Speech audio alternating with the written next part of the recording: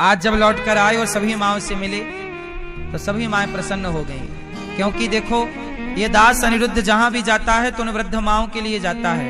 यदि हम कमाएंगे नहीं, कार्य नहीं करेंगे तो वृद्ध माएं जो 310 वृद्ध माएं हैं, गौरी गोपाल आश्रम में जो 150 बच्चे गुरुकुल में निःशुल्क पढ़ रहे हैं, जो गौरी गोपाल जी की अखंड रसोई चलती है, 30,000 लोग पर डे भोजन करते हैं गौरी गोपाल में। आप लोग कभी आके देखिएगा, जो वहां गौ माता की सेवा हो रही है, यदि कार्य नहीं करेंगे तो कैसे ये सब कार्य होगा। मुझे लगता है कि एक व्यक्ति के यदि कार्य करने से ये सब सेवाएं हो रही हैं। हमें देखो एक दिन मर तो जाना ही है, जब मरना ही है तो झूठ बोल के, पाप करके, निंदा करके क्यों मरें। आओ समाज की सेवा करके मरते हैं, अच्छा काम करके मरते हैं। मरना तो है ही, तो बुरा काम करके क्यों मरे।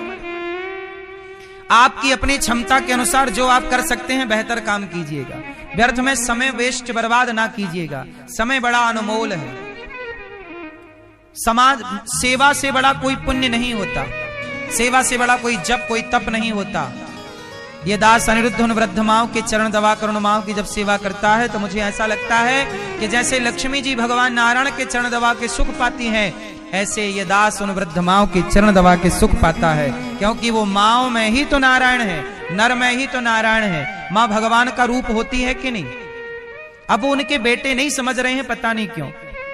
मैं तो बच्चों से बात करता हूं, लगभग 500 वृद्ध माएं ऐसी हैं जो गौरी गोपाल से उनके बेटों का हृदय परिवर्तन हुआ और वो बच्चे ले गए। जो ले जाते हैं सो ले जाते हैं, जो नहीं ले जाते वो 310 माएं अभी हैं। इसलिए आप उन माओं के भोजन के लिए सहयोग कर सकते हैं तो करिए, कि आप सबके सहयोग से माओं को भोजन मिले। आप नाश्ता करा सकते हैं कि आज सभी माओं को भोजन कराएं, नाश्ता कराएं। जिस योग ईश्वर ने आपको चुना है, बनाया है, सेवा कीजिएगा।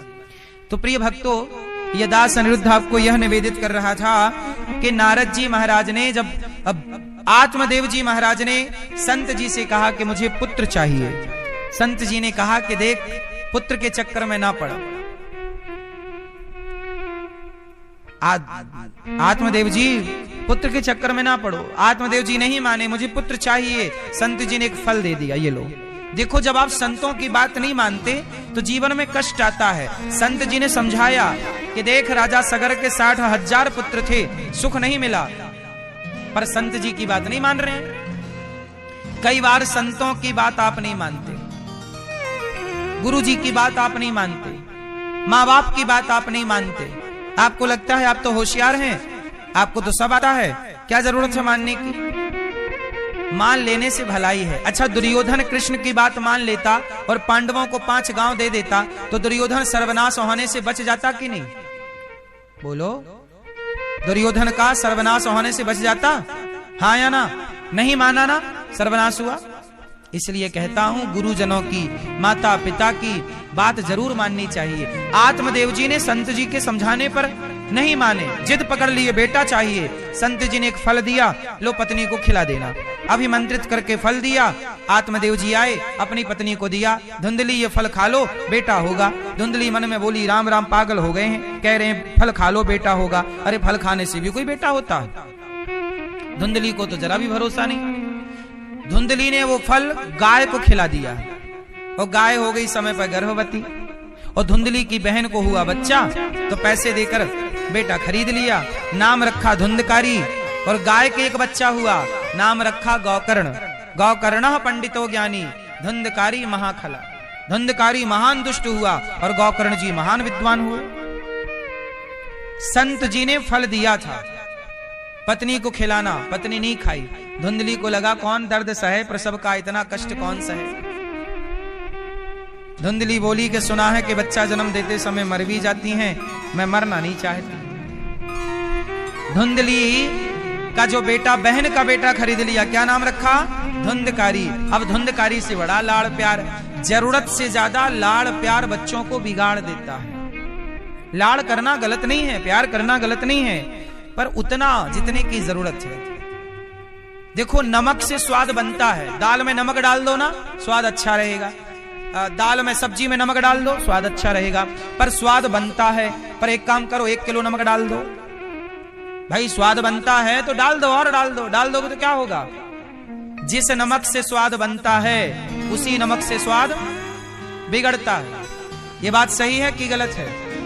यदि मात्रा में नमक रहेगा तो स्वाद बनेगा, और मात्रा से ज्यादा हुआ तो स्वाद बिगड़ेगा। लाड़ प्यार मात्रा में रहेगा तो बच्चों का भविष्य बनेगा, और मात्रा से ज्यादा लाड़ प्यार मिला तो बच्चों का भविष्य आपका लाड़ प्यार बिगाड़ देगा। बस आपका लाड़ प्यार भी नमक की तरह है, इसलिए उतना लाड़ प्यार जितने की जरूरत है। अब आत्मदेव जी धुंधकारी को पैसा देने लग गए, ले बेटा सब तेरे ही तो है। अब वो जुआ खेलने लग गया। लाड़ प्यार का था, बुढ़ापे में पैदा हुआ था, ध्यान दिया नहीं, बेटा बिगड़ गया। जुआ खेले, शराब पिए, पराई औरत के चक्कर में पड़े, ना जाने क्या क्या धुंधकारी करने लगा। एक दिन धुंधकारी अपने पिताजी के पास आया, कहा पिताजी पैसे दो, पैसे दो। आत्मदेव जी बोले बेटा मैं पैसे कहां से लाऊं, तुमने तो सारा उड़ा दिया। जब पैसे देने से आत्मदेव जी ने मना किया तो धुंधकारी ने एक डंडा लिया और अपने बाप को मारना स्टार्ट किया। जब आत्मदेव जी को मारा तो आत्मदेव जी रोने लगे, हे विधाता, जब बेटा नहीं था तो भी मैं रो रहा था, और बेटा मिल गया। यदि आपके भाग्य में दुख है, इसलिए कहता हूं बेटा नहीं है तो ईश्वर ने इसलिए बेटा नहीं दिया कि बेटा होने से तुम्हें दुख ज्यादा प्राप्त होता, इसलिए ना देकर ईश्वर ने आप पर दया की है। लेकिन आपको तो कई बार ऐसा लगता है कि नहीं भगवान ने हमारे साथ गलत किया। भगवान कभी किसी के संग गलत नहीं करते। राम न मारे काहू को पापी नहीं आराम, आप ऐसे मर जाते हैं कर कर खोटे काम। भगवान किसी को दुख नहीं देते। व्यक्ति अपने कर्मों का फल भोगता है और आरोप भगवान को लगाता। भगवान के कारण, भगवान के कारण क्या हुआ, कौन जिम्मेदार है? इसलिए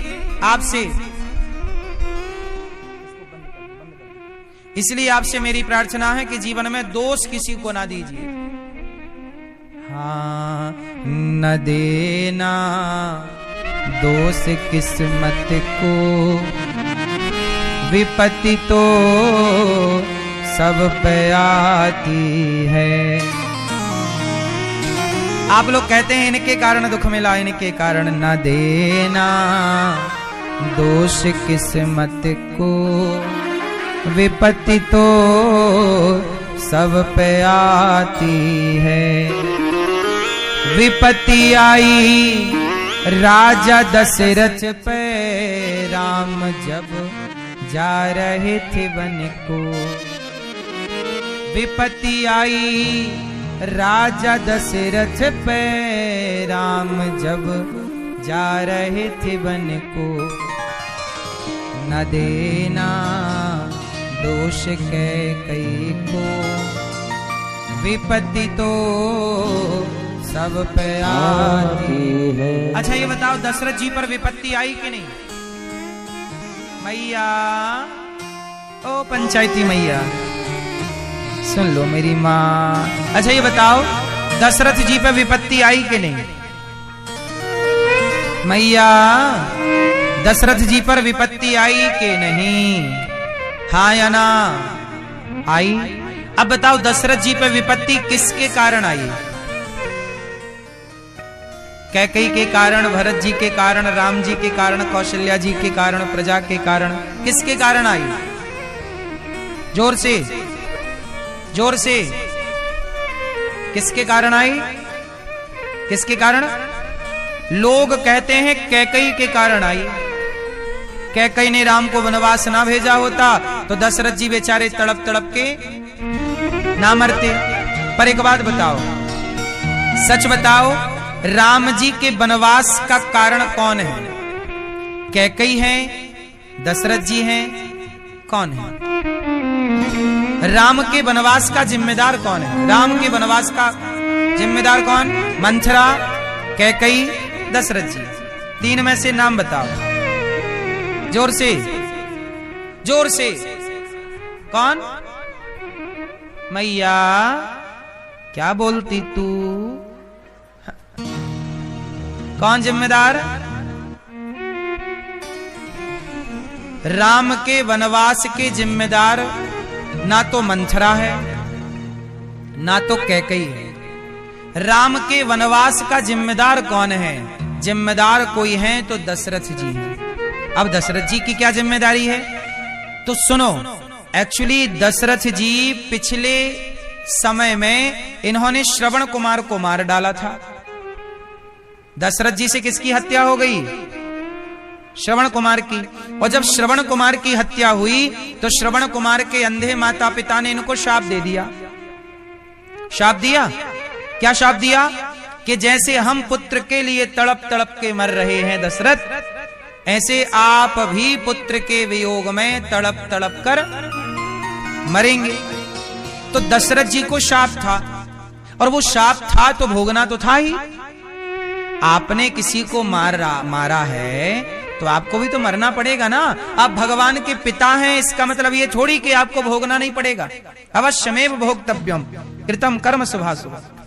आप भगवान के पिता हैं तो इसका मतलब ये थोड़ी कि आप बच जाएंगे। इसलिए कहता हूं मेरी मां, जो भी काम किया करो ये सोच के कि ये काम जो आप कर रहे हैं, व्यवहार कर रहे हैं, पाप पुण्य कर रहे हैं, ये पलट के मिलना आपको है। दशरथ जी का किया ही दशरथ जी को मिला। इसलिए मंथरा और कैकई इनका कोई दोष नहीं है।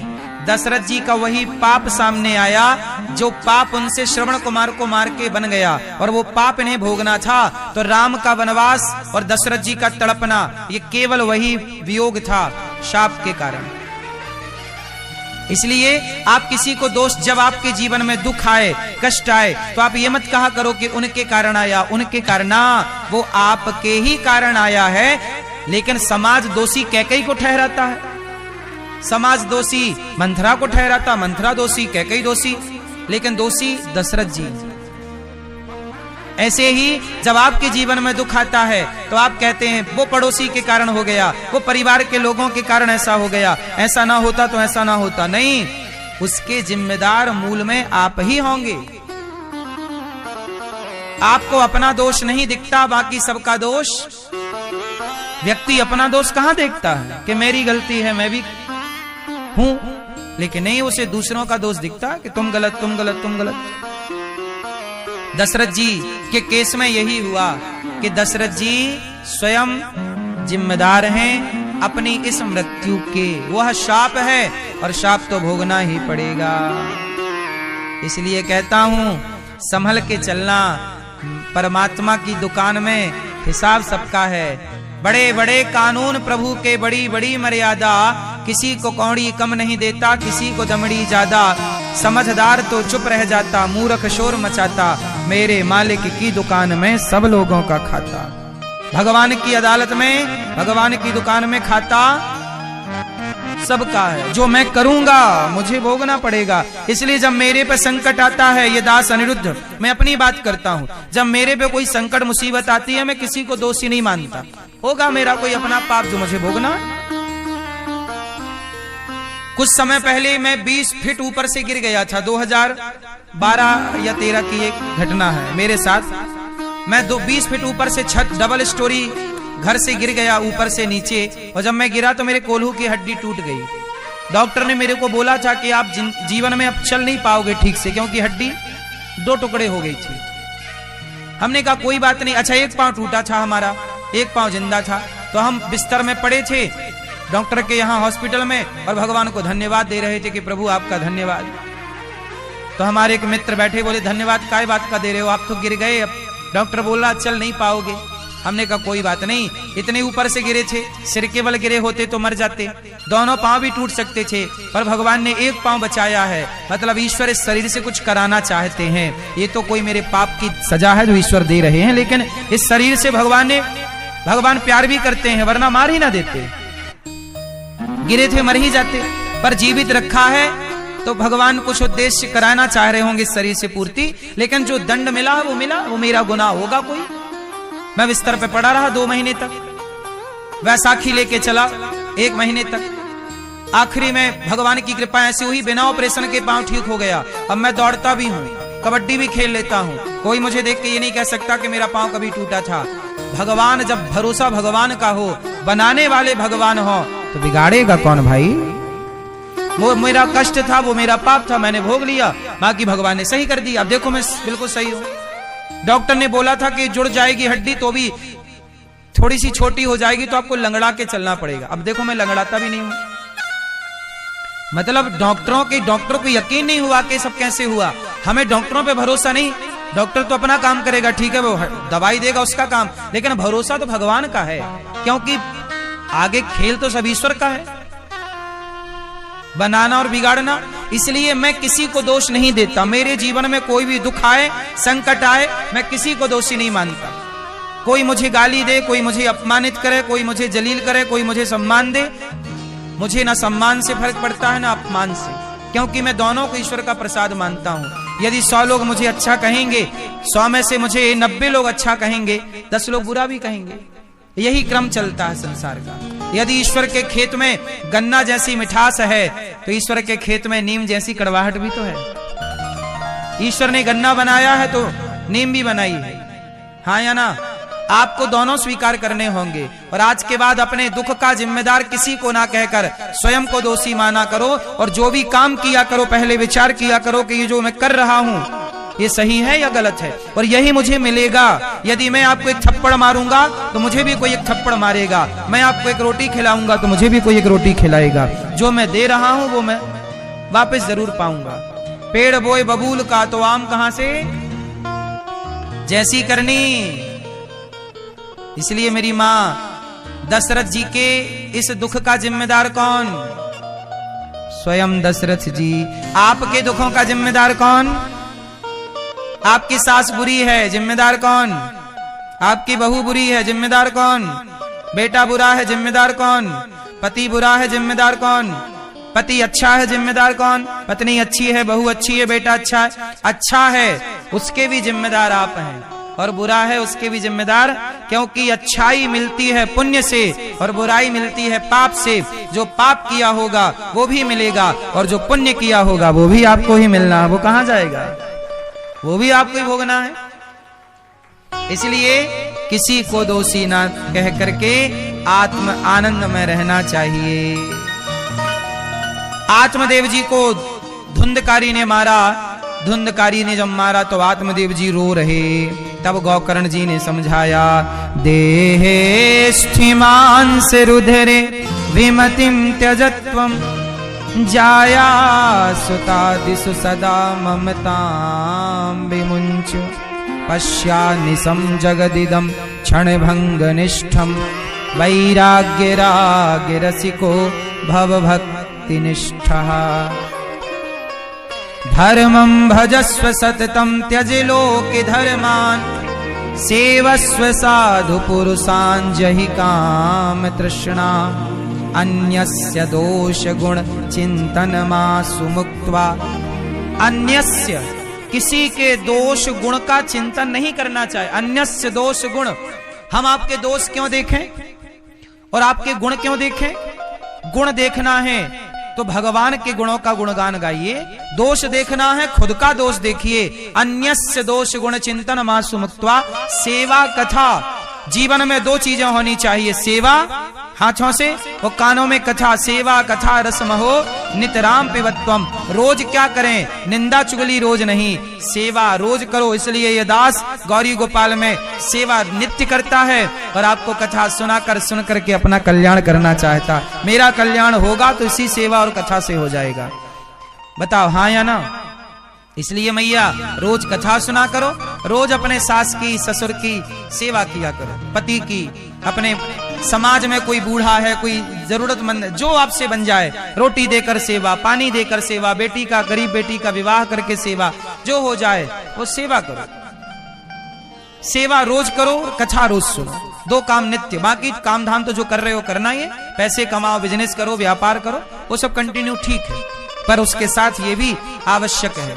अच्छा ये बताओ, धर्मम भजस्व सततम देहेस्थि मांस रुधिरे विमतिम त्यजत्वम जाया सुता। अच्छा ये बताओ मैया, एक बात बताओ, ये बेटा और बेटी जाया सुतादिषु सदा ममताम विमुंच, ये बताइए जो आपका बेटा है और बेटी है, ये बेटा बेटी आपके ही हैं क्यों मैया? ये भैया आपके कितने बेटा हैं? एक। और बगल वाली मैया, चश्मा वाली गुलाबी मैया, 2। आपके मैया आपके बेटे हैं तो आपके बेटे हैं ना, कंफर्म? मैया आपके कितने बेटे हैं? कितने? आपके 2 बेटे हैं। एक। पीछे वाले भैया आपके कितने हैं? 4 बेटे हैं मैया के? हाँ, आपके हैं 4 ये कंफर्म है ना? मैया आपका ही पूरा योगदान है कि पति का भी कुछ योगदान है?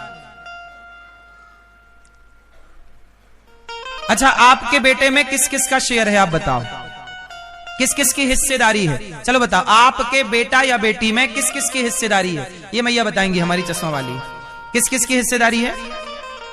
आपकी, पति की, और बस 50-50, मतलब 50% आपका और 50%।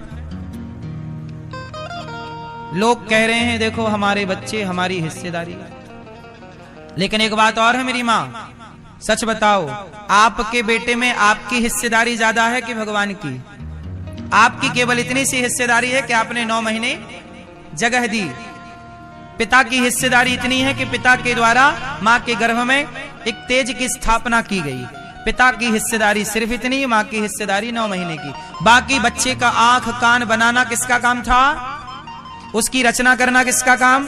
तो अधिक हिस्सेदारी किसकी है, आपकी कि भगवान की? तो ये बताओ, बेटा आपका हुआ कि भगवान का हुआ?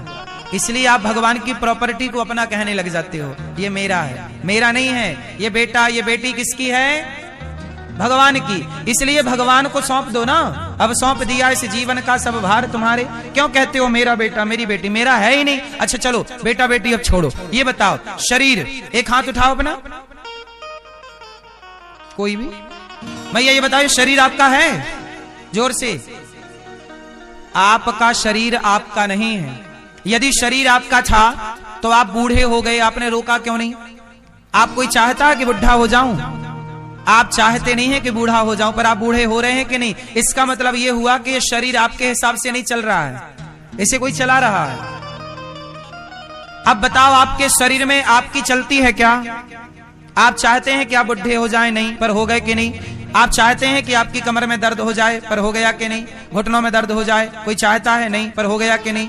बुढ़ापे में आंखें कमजोर हो गई, कोई चाहता है कि आंखें कमजोर हो, पर हो गई कि नहीं? इसका मतलब इस शरीर में आपका जोर नहीं चलता। सच बताएं तो ये शरीर आपका नहीं है, ये शरीर भाड़े का है, किराए का। कुछ समय के लिए परमात्मा ने अनिरुद्धाचार्य को ये शरीर दे रखा है। चल अनिरुद्धाचार्य, ये हाथ तुझे देता हूं, ये आंख तुझे देता हूं, ये पांव तुझे देता हूं, चल इन हाथों से जो करना है कर ले। तो भगवान ने ये हाथ दिए हैं, पता नहीं कभी ये हाथ ऐसे हो जाए। इसलिए जब तक ठीक ठाक हैं, माओ के पांव दबा लो, समाज की सेवा कर लो, संतों की सेवा कर लो, भले इन हाथों से दान पुण्य कर लो, वरना एक दिन तो याद रख, सिकंदर के हौसले तो वाली थे, जब गया जमी से तो दोनों हाथ खाली थे। तो याद रखना कि ये हाथ खाली रह जाएंगे। तो अनिरुद्धाचार्य को यह हाथ किराए से दिया है परमात्मा ने। एक टाइम बाद ये हाथ खत्म हो जाएगा मेरा, हाँ या ना? ये आंखें आपकी खत्म हो जाएंगी, ये पांव आपके खत्म हो जाएंगे। एक दिन आपको लिटा के लोग ले जाएंगे अर्थी पर और ले जाके शमशान में आग मार के आ जाएंगे। बोलो हाँ कि ना? इसका मतलब ये हुआ मेरी माँ कि ये शरीर क्या है? हाँ, ये जिंदगी एक किराए का घर है, एक ना एक दिन बदलना पड़ेगा। मौत जब तुमको आवाज देगी, घर से बाहर निकलना पड़ेगा। ये जिंदगी किराए की है, इसलिए शरीर किराए का है। जितना पुण्य कर सकते हो कर लो, वरना एक दिन क्या होगा? कोठरी खाली करा ली जाएगी, जब तेरी डोली निकाली जाएगी, जब तेरी डोली निकाली जाएगी, बिन मुहूर्त के उठा ली जाएगी। धन सिकंदर का पड़ा सब रह गया, जो आपका घर है। कल तक आपके दादाजी कहते थे ये घर मेरा है, फिर आपके पिताजी बोले ये घर मेरा है, अब आप कह रहे हो कि ये घर मेरा है। आने वाला बच्चा कहेगा ये घर मेरा है। बताओ घर किसका है? बोलो, क्या दादा ले गए? क्या तुम्हारे पिता ले गए? क्या तुम ले जाओगे? तुम्हारी औलाद ले जाएगी?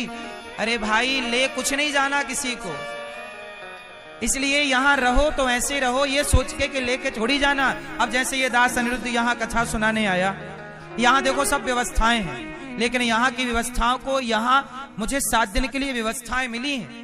आप कमरे में रहते हो, यहाँ पर आए हो अपने गांव घर से, शहर से, यहाँ कमरे में आप किराए से रह रहे हो, रहो, व्यवस्थाएं मिलेंगी। लेकिन ये मतलब थोड़ी कि तुम तकिया उठा के ले जाओ, गद्दा उठा के ले जाओ, पंखा कूलर एसी खोल के ले जाओ। भाई यहाँ की सुविधाएं व्यवस्थाएं यहीं छोड़ के जाना पड़ेगा आपको, यहाँ व्यवस्थाएं मिली हैं आपको। ऐसे ही ये संसार एक व्यवस्था है, यहाँ बेटा मिला, बेटी मिली, परिवार मिला, शरीर मिला, जीवन मिला। अब जाओ तो सब यहीं छोड़ के जाना है, ये थोड़ी कि हम नहीं कुछ लेके जाएंगे।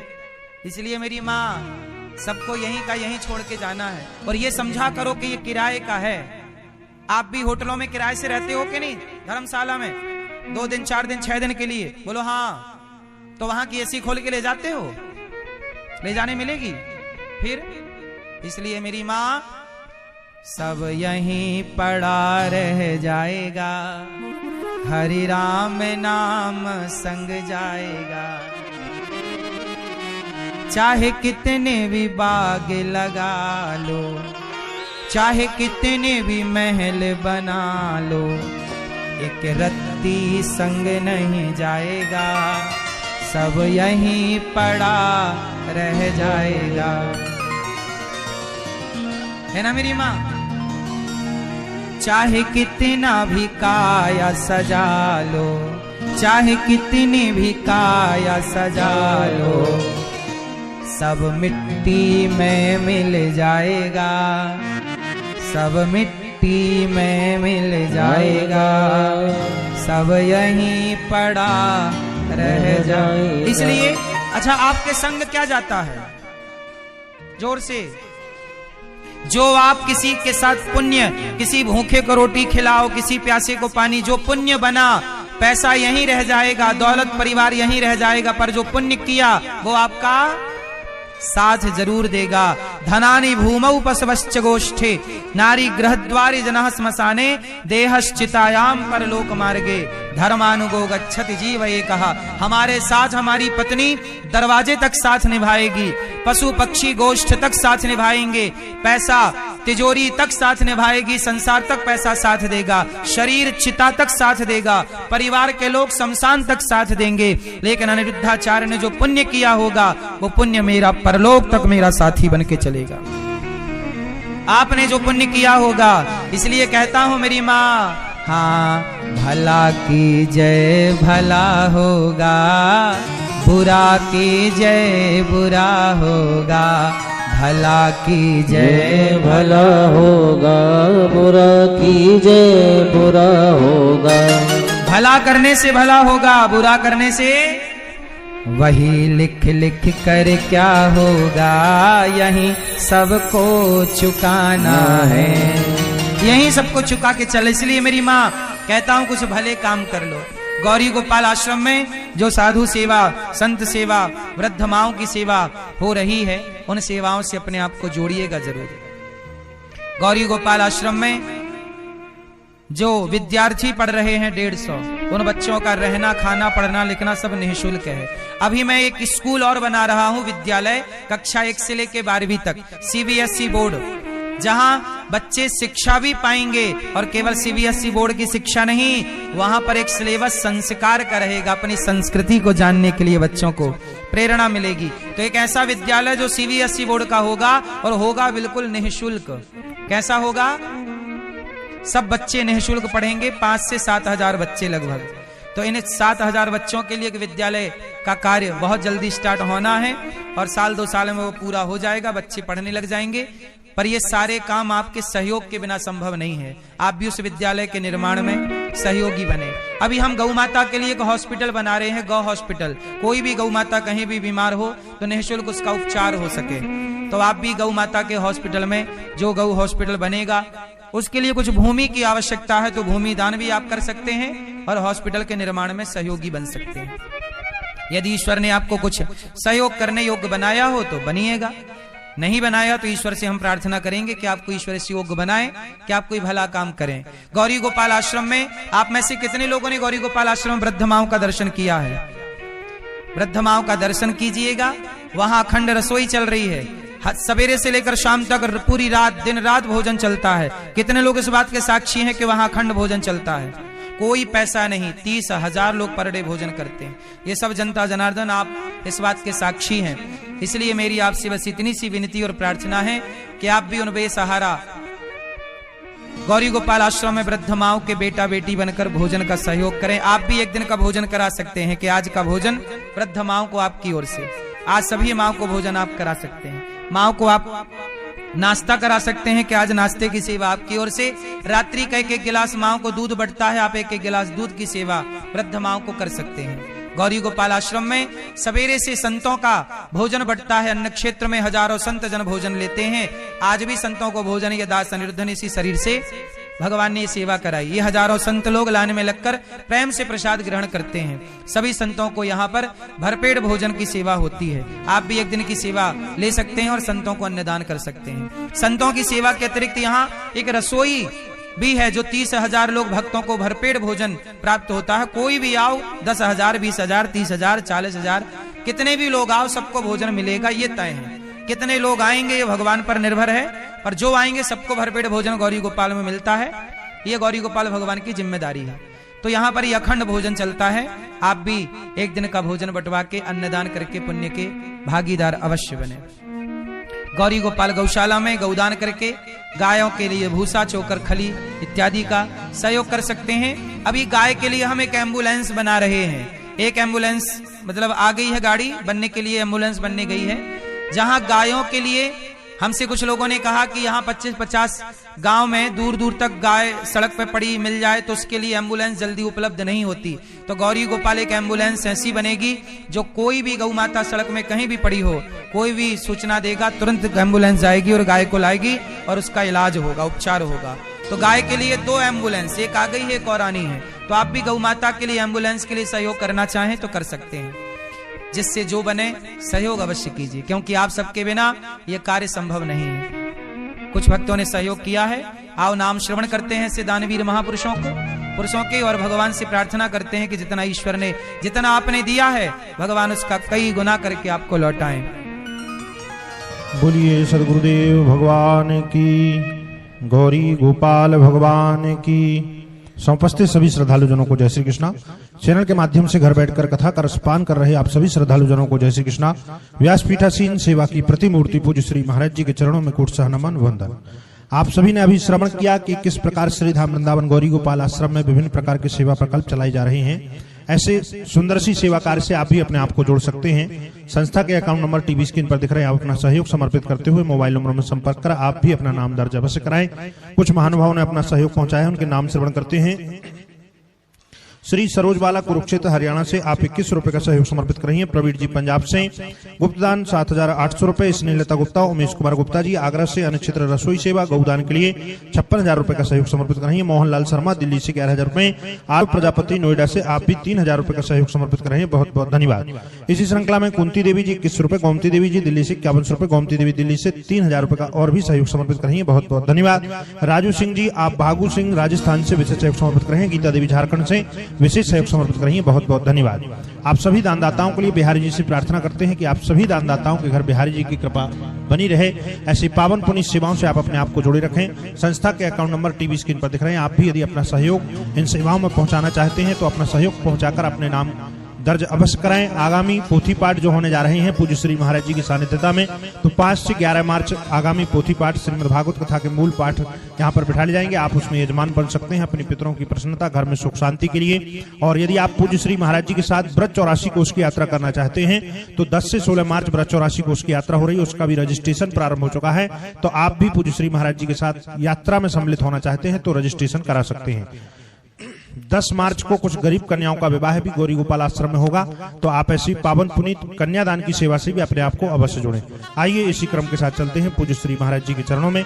जय श्री कृष्णा, जय श्री राधे। अभी 10 मार्च से 84 कोष की यात्रा लगेगी ब्रजमंडल की। तो आप जिनको भी 84 कोष की यात्रा से जुड़ना है तो 10 मार्च को आप आकर के, और 84 कोष की यात्रा गाड़ियों से होगी, आप सब 84 कोष की यात्रा से जुड़ सकते हैं। और 10 तारीख को गौरी गोपाल आश्रम में लगभग 20-25 गरीब बेटियों का विवाह भी है, गरीब परिवार की बेटियों का। तो कन्यादान भी आप करना चाहें, गरीब परिवार की बेटियों का घर बसाने के लिए हाथ बढ़ाना चाहें तो अवश्य हमारे परम पूज्य स्वामी श्री आनंद भास्कर जी महाराज जी के पावन चरणों में हम सब बैठ के पावन कथा सुन रहे हैं। धुंधकारी जब गौकर्ण जी ने पिताजी को उपदेश किया, पिता भगवत धाम चले गए, भागवत जी का पाठ करके धुंधकारी ने माता को मारा, मां कुएं में कूद गई। गौकर्ण धुंधकारी ने 5 वैश्याओं को लाया, उन वैश्याओं ने जलते अंगार मुंह में डाल दिए। धुंधकारी मरा, पर माँ बाप को सताने के कारण मरा तो प्रेत बना। तब गौकर्ण जी ने गया में श्राद्ध किया, पर धुंधकारी बोला गया श्राद्ध सते नापी मुक्तिर्मे न भविष्यति, मेरी मुक्ति नहीं हो सकती। तब गौकर्ण जी ने धुंधकारी को भागवत सुनाई, और जब भागवत की कथा सुनी तो पहले दिन की कथा में धुंधकारी बांस की ग्रंथि में जब जाकर बैठा, बांस की पहली ग्रंथि खुली, दूसरे दिन की कथा में दूसरी, तीसरे दिन की कथा में तीसरी, ऐसे 7 दिन की कथा में सप्त ग्रंथि खुली। और धुंधकारी उस प्रेत योनि से, देखो भागवत सुनने के बाद धुंधकारी प्रेत योनि से मुक्त होकर के भगवत धाम चला गया। ये भागवत कोई प्रेत योनि में चला गया हो और वह भागवत सुन ले तो वह भी मुक्त हो जाता। इसलिए अपने पितरों की सदगति के लिए भागवत जी के पोथी पाठ आप करा सकते हैं। अभी 5 तारीख से 5 मार्च से भागवत जी के पोथी पाठ होंगे। आप भी भागवत जी के पोथी पाठ, एक पाठ अपने माता पिता के निमित्त बिठा सकते हैं और आप भी इस पुण्य की श्रृंखला से अपने आप को जोड़ सकते हैं। धुंधकारी भगवत धाम गए, गौकर्ण जी ने दूसरी बार भागवत सुनाई। भगवान ने आकर गौकर्ण जी को हृदय से लगाया, सनकादियों के मध्य भगवान प्रकट हुए, सब भगवत धाम चले गए। श्रोता वक्ता का भागवत जी में निरूपण है, सब भगवत चिंतन करते हुए भगवत धाम गए। श्रोता वक्ता का दिव्य निरूपण है, श्रोता कैसा वक्ता कैसा, विरक्तो वैष्णवो विप्रो वेद शास्त्र विशुद्धिकृत, दृष्टांत कुशलो धीरो वक्ता कार्यो निस्पृहा। दृष्टांत देकर के कथा सुनाने समझाने में कुशल ऐसा वक्ता, विरक्त हो ब्राह्मण हो, और श्रोता उच्च कोटि के आप जैसे श्रोता हो जो केवल कथा में सारक ग्राही हो, सारम सारम समग्रतम, सार को ग्रहण करने वाले हों। जन्माद्यस्य यतोऽन्वयादितरतश्चार्थे स्वभिज्ञः स्वराट्, तेने ब्रह्म हृदय आदि कवये मुह्यन्ति यत्सूरयः। तेजो वारि मृदां यथा विनिमयो यत्र त्रिसर्गो मृषा, धाम्ना स्वेन सदा निरस्तकुहकं सत्यं परं धीमहि। भगवान सत्य स्वरूप परमात्मा का हम ध्यान करते हैं। कुंती बुआ ने भगवान से विपत्ति मांगी, भगवान ने अपने आप को दे दिया। राजा परीक्षित जी को 7 दिन में मरने का शाप लगा, जिसे 7 दिन में मरना हो वो क्या करे। परीक्षित जी ने सुखदेव भगवान का पूजन किया, भागवत सुखदेव भगवान सुनाएंगे, दिव्य भगवत चर्चा में दोनों डूबेंगे। कल विस्तार से सुखदेव भगवान के आगमन की चर्चा, परीक्षित जी को शाप क्यों लगा, इन सब बातों को विस्तार से कहेंगे। कुंती बुआ ने विपत्ति ही क्यों मांगी, इन सब बातों की चर्चा कल विस्तार से कहेंगे और सुनेंगे। श्रीमन्नारायण चरणौ शरणं प्रपद्ये, श्रीमते नारायणाय नमः। चंद्रमा मनसोरजातश्चक्षुः सूर्यो जायत श्रोत्राद्वायुश्च प्राणस्य मुखादग्निरजायत। आइए प्रेम से भगवान नाम का आश्रय लेके आरती की ओर चलते हैं और श्रोत मुनि की इस पावन धरती को हम प्रणाम करते हैं, क्योंकि यहाँ संतों की चरण रज हम सबको नित्य प्राप्त होती है। और ये सुंदर सा अनुष्ठान पूज्य महाराज जी ने जो कराया है यह अद्भुत है। और यहाँ अखंड नित्य यहाँ भी सेवाएं चल रही हैं। संत लोग तो संत बड़े परमार्थी, ये बड़े परमार्थी होते हैं संत, तो राष्ट्र की सेवा में दिन रात लगे रहते हैं। ऐसे सभी संतों के चरणों में बारंबार नमन। आओ सभी लोग एक बार भगवान नाम आश्रय लेकर भगवान के नाम का, पूज्य महाराज जी कृपा करके पधार रहे हैं। पूज्य महाराज जी के श्री चरणों में दास अनिरुद्ध का कोटि कोटि नमन, दंडवत प्रणाम। आपकी चरण रज को दास अनिरुद्ध प्रणाम कर रहा है। ओ श्रीमन नारायण नारायण नारायण, श्रीमन नारायण नारायण, भजमन नारायण नारायण नारायण, भजमन नारायण नारायण नारायण। आइए आरती करें। श्रीमन नारायण चरणौ शरणं प्रपद्ये, श्रीमते नारायणाय नमः। हरि ओम मा ओम चंद्रमा मनसोरजातश्चक्षुः सूर्यो जायत श्रोत्राद्वायुश्च प्राणस्य मुखादग्निरजायत। मन में बसा कर तेरी मूर्ति उतारूं मैं गिरधर तेरी आरती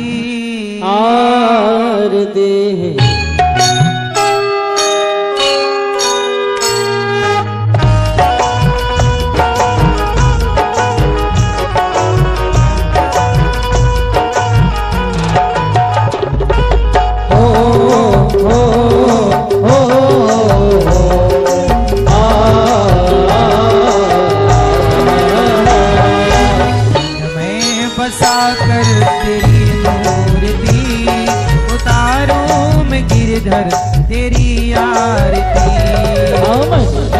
बसा कर तेरी मूर्ति उतारूं मैं गिरधर तेरी आरती मन में बसा कर तेरी मूर्ति उतारूं मैं गिरधर तेरी आरती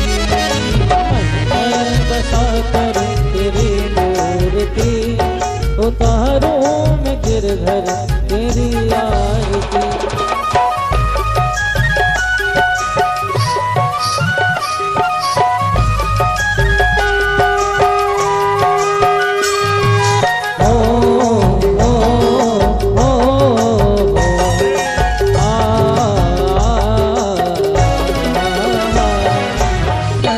करो कष्ट हरो ज्ञान दो भगवन भव में फंसी नाव मेरी तार दो भगवन करुण करो कष्ट हरो ज्ञान दो भगवन भव में फंसी नाव मेरी तार दो भगवन दर्द की दवा तुम्हारे पास है दर्द की दवा तुम्हारे पास है जिंदगी दया की भीख मांगती मन में बसा कर तेरी मूर्ति उतारूं मैं गिरधर तेरी आरती